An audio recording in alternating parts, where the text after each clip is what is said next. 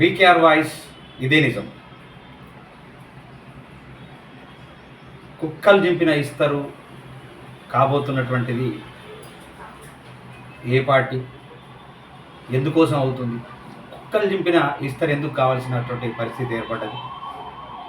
ఇలా గతంలో చేసినటువంటిది పాపాల కుప్ప పేరుకుపోయింది, గుట్టలు గుట్టలుగా పేరుకుపోయింది. కాబట్టి ఈ మధ్యకాలంలో మీరు గమనించడో లేదో, ఈ 5-6 రోజుల నుంచి 10 రోజుల నుంచి కేటీఆర్ అంటూనే కనిపించట్లేదు. మీడియాలో కాదు, ఎక్కడ కనిపించట్లేదు. హరీష్ రావు కూడా కనిపించట్లేదు. కనిపిస్తున్నది ఒక కవితక్క మాత్రం అక్కడక్కడ కనిపిస్తూ ఉంది. లేదా వాళ్ళ అస్తిత్వం కాపాడుకోవడం కోసం, వాళ్ళ తప్పుల్ని కప్పిపుచ్చుకోవడం కోసం వాళ్ళకున్నటువంటి ఎవరైతే ఎమ్మెల్యేలు ఉన్నారో, ఆ తొత్తులు ఉన్నారో వాళ్ళను మాత్రం మీడియా ముందు ప్రదర్శిస్తూ ఉన్నారు, వాళ్ళ తప్పులు కప్పిపుచ్చుకోవడానికి కోసం. మరి కేటీఆర్ ఈ మధ్యకాలంలో 10 రోజుల నుంచి ఎక్కడ మాయమైండు? ఎందుకోసం రావట్లేదు?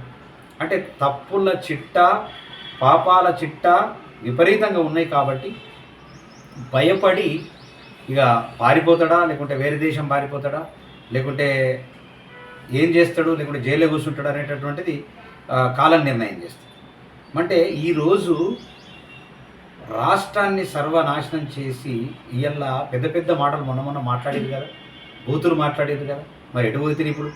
అంటే పార్లమెంట్ ఎలక్షన్లో తన పార్టీ అస్తిత్వాన్ని కాపాడుకొని 5-6 సీట్లో, ఒక 10 సీట్లో గెలుచుకోవడం కోసము ప్రయత్నం జరిగింది.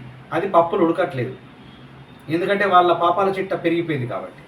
అంటే ఇలాంటి పరిస్థితి ఇవాళ బీఆర్ఎస్ పార్టీకి వచ్చి, బీఆర్ఎస్ పార్టీ కుక్కలు చింపిన ఇస్తరై ఇవాళ మల్లారెడ్డి అనేటోడు ఇవాళ భూదందాలు చేసి ఎన్నో దోపిడీలు దోసుకొని రక్త మాంసాలని, విద్యార్థుల రక్త మాంసాలతోని జుర్రి, అలాంటోడు మళ్ళీ ఇవాళ కాంగ్రెస్కి వచ్చేసి నేను ఏదో చేస్తానని చెప్పేసి వెంటబడతా ఉన్నాడు. ఇవాళ కాంగ్రెస్లో అందరూ చేరడానికి సిద్ధపడతా ఉన్నారు. జితేందర్ రెడ్డి కావచ్చు, మల్లారెడ్డి కావచ్చు, ఆల్రెడీ జైన్ అయినటువంటి వాళ్ళు కొంతమంది ఉన్నారు. ఇట్లా ఒకరు కూడా జంప్ అయిపోయి ఇవాళ కుక్కలు చింపిన ఇస్తరు ఇవాళ పార్టీ కాబోతున్నది. వాళ్ళకు భయం కూడా పుట్టుకున్నది.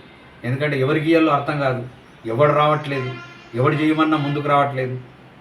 కాబట్టి బతిమిలాడి వాళ్ళు ఆల్రెడీ పార్టీ 2 సీట్లు, ఒక్కొక్క సీట్ అనౌన్స్ చేసుకుంటూ పోతా ఉన్నది. పార్టీ మాత్రం రాబోయే రోజుల్లో టోటల్గా నామరూపం లేకుండా, బీఆర్ఎస్ పార్టీ అనేటటువంటి నామరూపం లేకుండా, ఎక్కడ కనిపించకుండా, వినిపించకుండా జరిగేది మాత్రం తథ్యం. 100% జరుగుతుంది.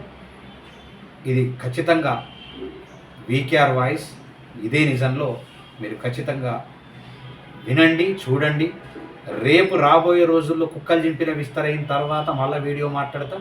మీరు అప్పుడు అది ఈ మాట నిజమా కాదనేటటువంటిది ఆలోచించండి.